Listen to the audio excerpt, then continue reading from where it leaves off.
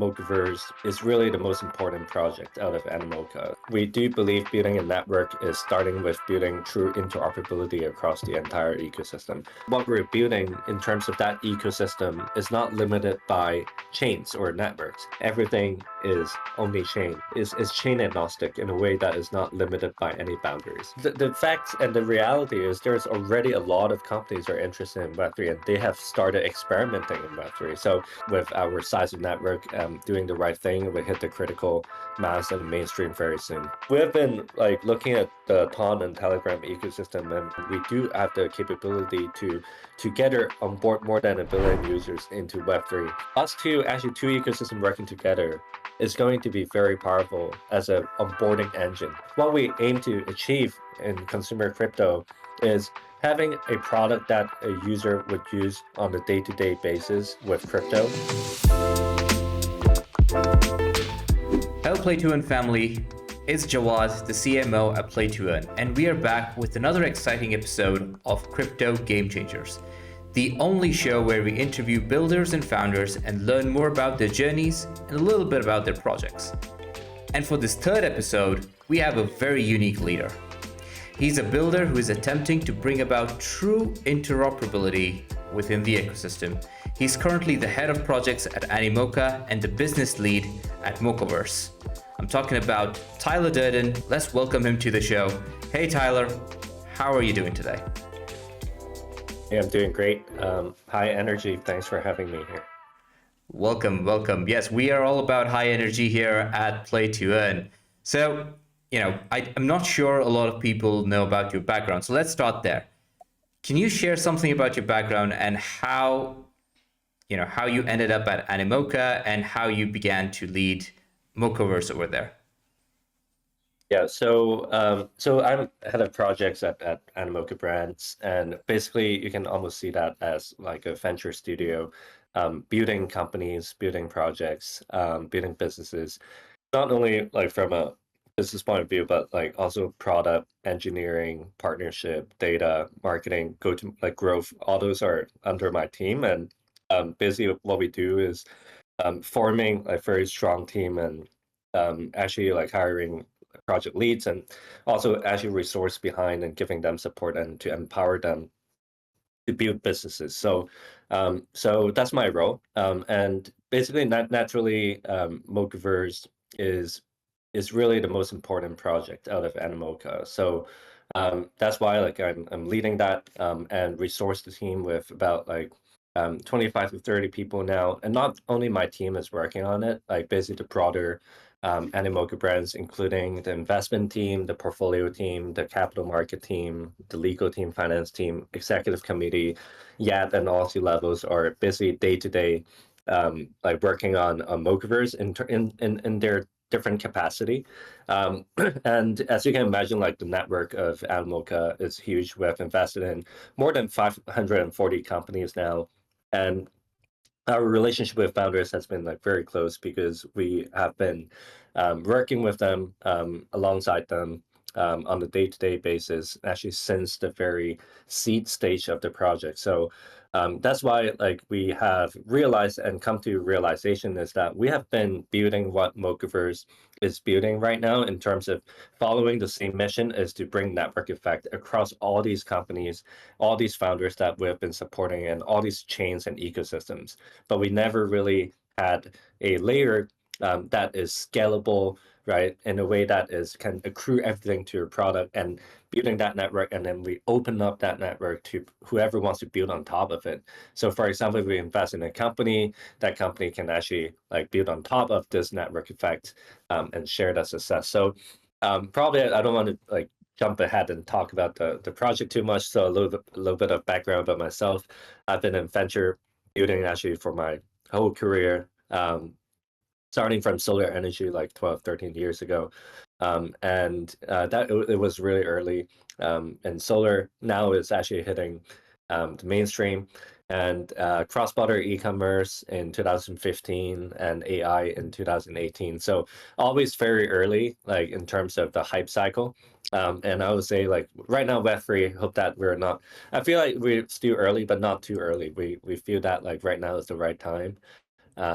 with company with our size of network doing the right thing, we hit the critical mass and mainstream very soon.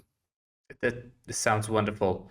And so it sounds like it's all hands on deck with Mocaverse because you mentioned, there are various roles that are all in on Mocaverse from Animoca. So just for adding context to the interview, can you give us a brief about what is Mocaverse and what is the Mocaverse ecosystem? Yeah, so when we think about the network effects and building a network, most of the people would immediately relate that to L1 chain, L2 chain, app chain, and stuff like that. But we, what we believe is we don't actually believe that building a network require like a L1 or L2 chain, and that's like a necessary requirement. We do believe building a network is starting with building true interoperability across the entire ecosystem. And when we think about the first phase of the reputation on chain is actually PFP. If you buy a punk, if you have a punk, you put it on your profile picture. If you have Bored Ape, you put a profile picture. What that actually says about you. That actually says that like you're OG, you are hodler, you're basically a free minter of the punk, or you're basically you have a lot of money, and then you're shilling with basically everyone. So that is the first form of reputation. And what Mocaverse is building is actually take a step back. Hey, let's take a step back. We do realize like it's taking quite a bit of effort and time to have that avatar to be interoperable across different metaverses, doing all this rigging, 3D rendering, all the in all this virtual world, and to make essentially what that actually wants to achieve. The mission is to make reputation interoperable, the sense of belonging to your identity. So what we're actually building is exactly the same, following the same mission, but in a way more scalable way, because at the end of the day, the new version of reputation is digital identity, and having reputation being wrapped on top of it, right? I think ENS actually kicked off like the first version of digital identity. That I would say is there are like two parts of ENS, and one part is basically that sense of identity. Another part of that is really convenience, right? Like you can actually having on-chain resolving based on that ENS domain name to a wallet address, and that's like brain convenience. But Awesome. what's going to be even more powerful is that you can have all your engagement or your participation or your behavior and your pattern is being captured and accrued to the digital identity on chain, and actually being able to broadcast and having the entire network to be able to recognize and token gate and basically creating composable experiences for that user itself. So what we're building is basically the identity, reputation, points, and the account system that's interoperable across everything. Interesting. Interesting. And can you share, a few numbers on currently how many users are there within the ecosystem who are using these reputation systems? Or and also if you can share, about the number of partners that you have onboarded, just to give context around how large is Mocaverse becoming. Yeah, so maybe we can start with like we started minting the NFT of Mocaverse actually in March 2023. The mint price back then was 0.069. Like at the peak, it was 5 ETH, but it basically went up by 60, 70 times, even more than that. And that's the NFT. And then basically in November, we've started basically rolling out the MOCA ID, which is on-chain identity. So far, there's about close to 2 million MOCA ID minted on Polygon right now using our account abstraction wallet. So the account abstraction wallet is part of the stack and the SDK that would actually make everything composable and interoperable across the ecosystem.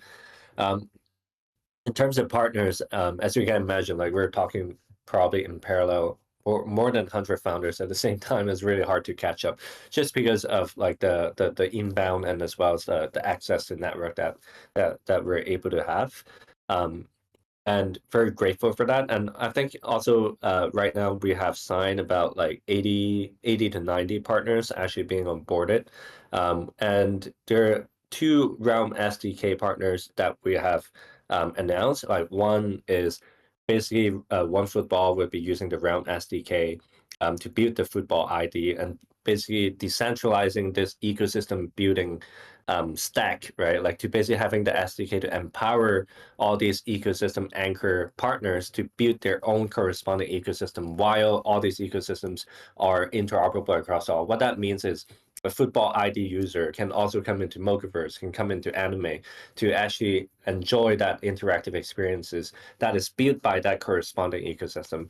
OneFootball has 200 million monthly active users. So just imagine this Realm SDK with the account abstraction tag and the ID and the reputation points can easily optimizing that conversion from Web2 users to Web3 with a few clicks of buttons.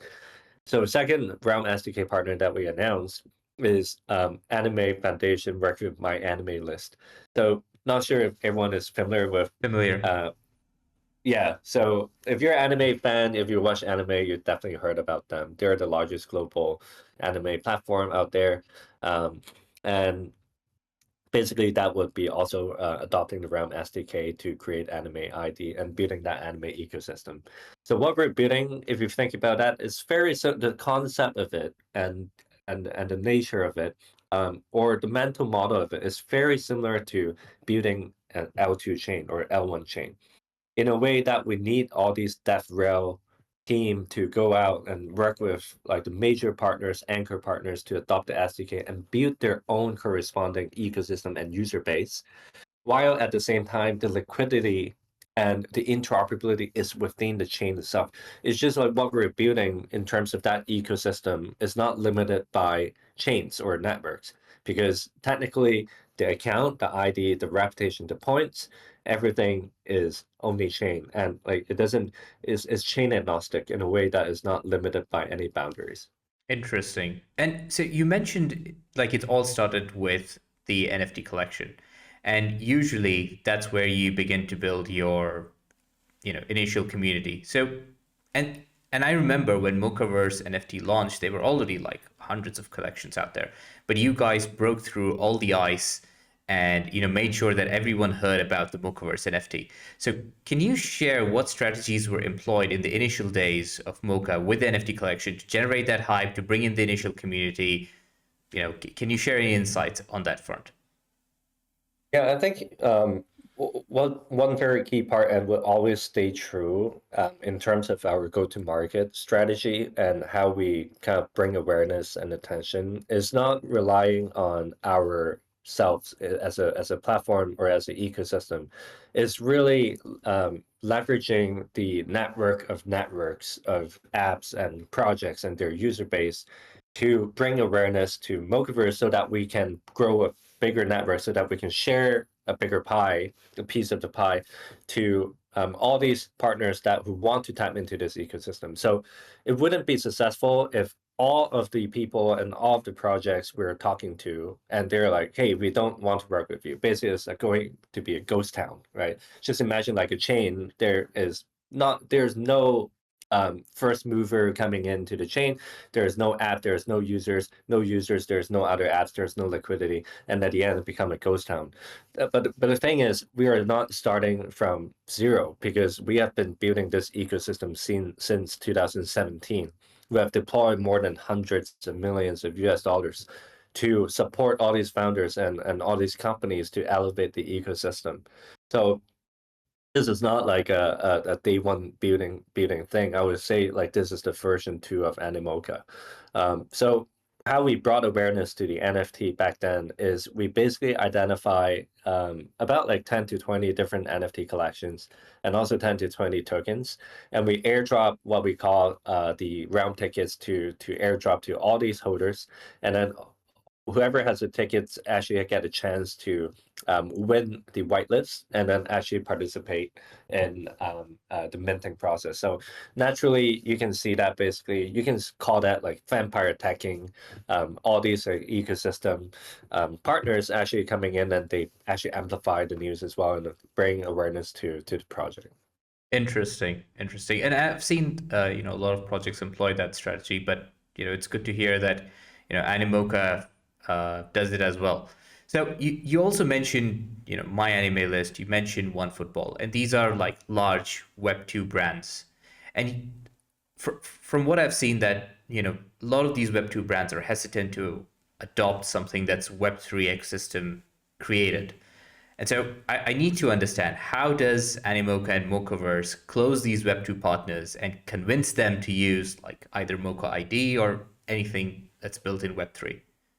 Yeah, I would say enterprise partnership is a very different skill set, which luckily we're pretty strong in this area, because we understand what businesses are looking for, in terms of like Web2 business with large user base. But then the pain points of all these companies are very, more or less like pretty similar in a way that what they have been building in terms of that user base is very sticky. They're very well known. They have a very strong brand reputation, but it doesn't go out of that ecosystem. It cannot really scale outside of that ecosystem, right? And one of the reasons why like these companies are coming in to Web3 is because, and working with us is because finally with the Web3 tech, which is interoperability of account ID reputation, you can actually start scaling that user base and that new business models outside of that circle and outside of that boundaries. So I would say like it's definitely, if we were talking to I don't know, like let's say a company, let's say, I didn't find an example that actually never really thought about doing Web3. But anyway, let's say there's a company that never thought about doing anything in Web3. There's no initiatives in Web3 whatsoever. It's really hard to actually educate and convert them into doing this. But the fact and the reality is there's already a lot of companies are interested in Web3 and they have started experimenting in Web3. So like our main goal is to work with those companies and offer basically the tech stack that we are building with the Realm SDK is exactly what they need. Almost all the enterprises that we're talking to is like, oh wow, we are thinking about exactly this, but we don't know how to do it. And we don't have like an existing network of hundreds of companies and hundreds of apps and hundreds of millions of users that they can actually tap into on day one. So it's a very natural transition, and natural choice actually for these companies to work with us. And there's a lot more that's coming in 2020. uh yeah, back then in 2022, basically our BD pipeline of Web2 brands and media platforms and major media that actually would like to work with Animoca, is the list is actually gigantic, right? Because like that is something that is is our value proposition, or like our core differentiation is that like we're able to work with a lot of different brands. If you look at like Sandbox as well, and all that, like basically there's a lot of brand power and as well as like that relationship with enterprises that we can onboard. This sounds incredibly bullish, especially, you mentioned that a lot of Web2 companies are interested in working with Animoca right now. So, but let me also touch upon the Web3 partnership. Very recently, I saw that you guys announced a partnership with TON. Are there any details that you can share around that particular partnership? Right. So yeah, we have been actually working on this partnership and this deal for a while, and not even like when back then actually like Tom, a lot of people were talking about it for sure. But then it wasn't actually at the point at right now it's like a peak kind of attention, right? Yeah. Well, I'm pretty sure we'll go beyond this peak, but I'm just saying like this is a peak based on past history. Um, and we have been like looking at the Ton and Telegram ecosystem, and we're like, wow, like the mission is very aligned in a way that we do want to, and we do have the capability to together onboard more than 1 billion users into Web3. And through Telegram on their end with 900 million users, on our end we have 700 million addressable users that we can onboard, right? So us two, actually two ecosystem working together is going to be very powerful as a onboarding engine. So that's why like we're aligning our mission and what we want to achieve together collectively. And this partnership is not like a pure PR partnership, right? We literally have like 10 million TON token, 10 million worth of MOCA token, and we swap into each other's treasury to actually align interests, in terms of like we want the best for each other.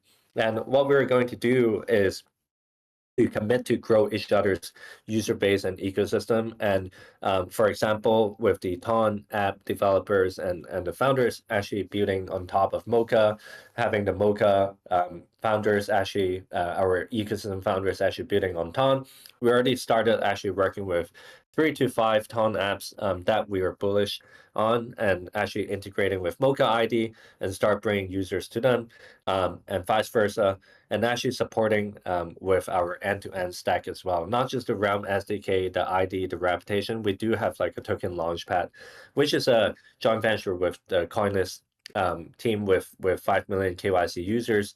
And then we have like another staking pool project called MOCA Drop. So all these basic end-to-end product stack, our main goal is to support these projects and bring growth to them. This is interesting. You mentioned that, together you guys have the potential to onboard 1 billion users. I don't think anyone is close to that number right now, but this is really bullish news. And you mentioned, there was a coin exchange, and I saw that you guys recently launched the MOCA Coin.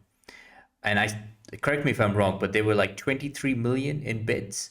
So, can you share something about how did you guys envision the MOCA Coin to perform, and also like the use case generally around the MOCA Coin? Yeah, so this question is around MOCA Coin itself, right? Not together with TON. No, just MOCA Coin. Yeah.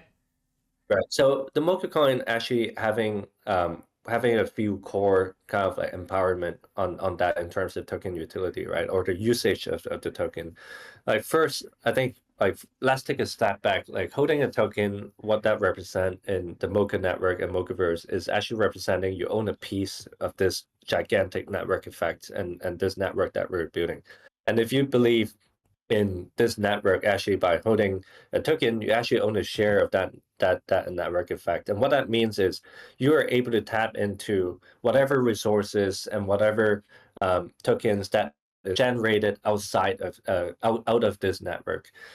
And so, for example, we have a staking pool right now. Basically, you can stake the tokens right now and generate what we call the staking power. That staking power actually allow you to get exposure to all the projects that we work with. So how it works is with MOCA ID, we bring users to those projects that we support. Those projects actually add their tokens into the staking pool. And by basically what that means is the larger this ecosystem grow in terms of user base, the partner network, the active users, the more value is going to be accrued to the token itself, because basically more tokens, more value would be added to the staking pool. By staking the tokens, you can get exposure to them. So that's one. And second is that by staking the tokens, it would help you reach a certain staking tier that can get you access to token launchpad and the other opportunities. Also, the token itself would act as the transaction fees. We are rolling out a product pretty soon in November time, October, November time, where you can actually use the token as the omni-chain gas fees. And there are a lot more that's coming, like being used as a payment currency, and that payment currency doesn't need to be just ourselves. Like for example, Blocklords, which actually got listed on Coinbase.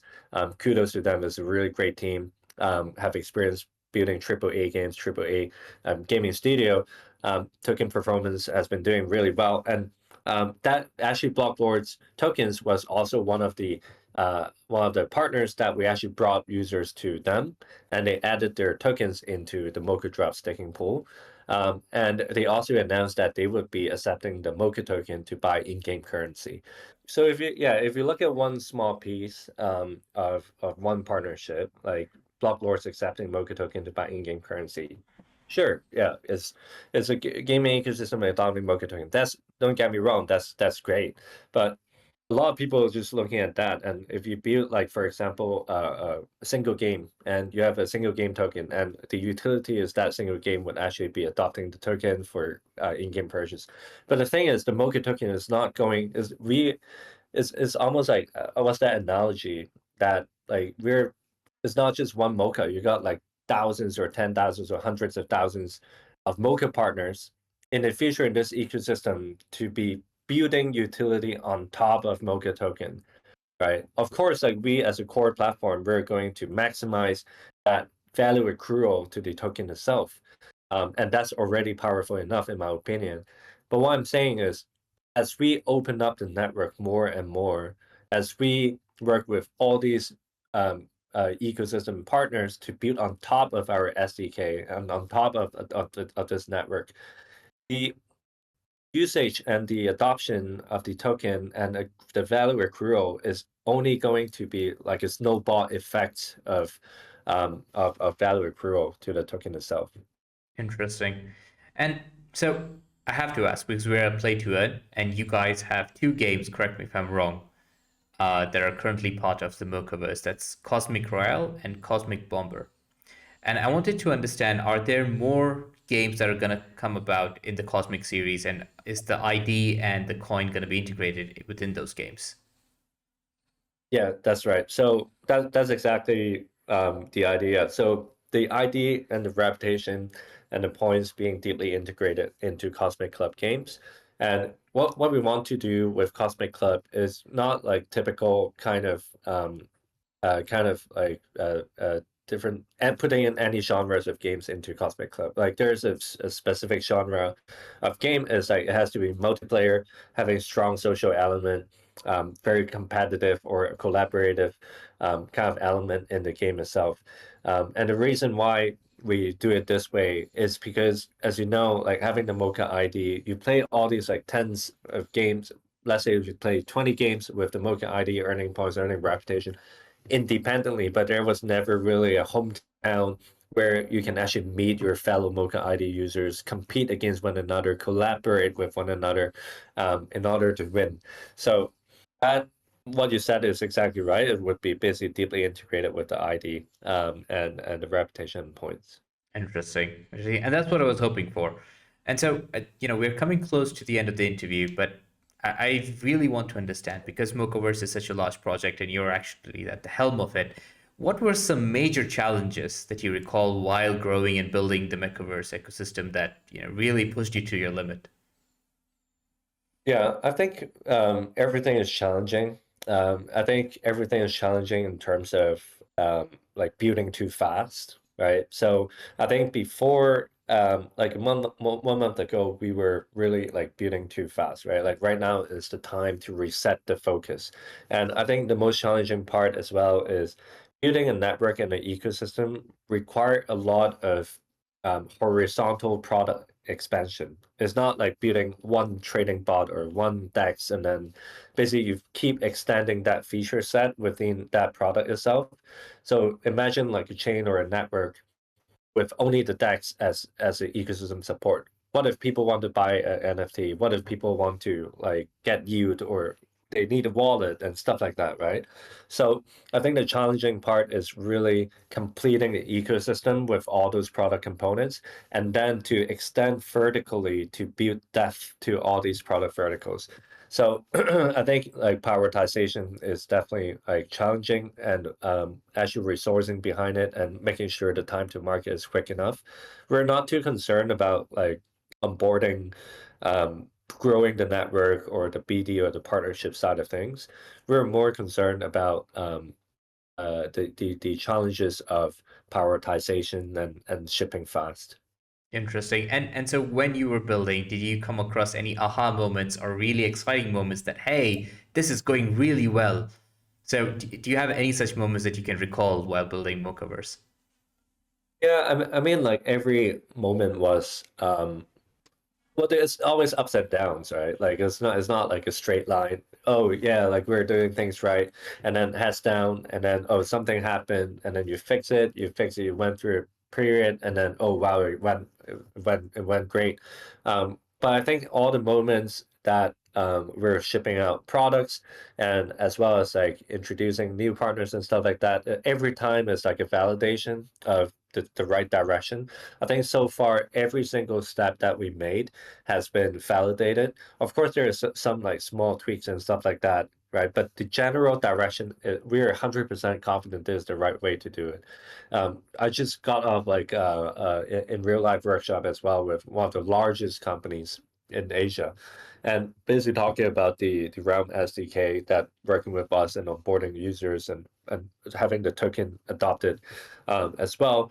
And the thing is, like we're super aligned, and what we're building is exactly what they're looking for. And people actually, there's a product market fit for this. We're 100% sure.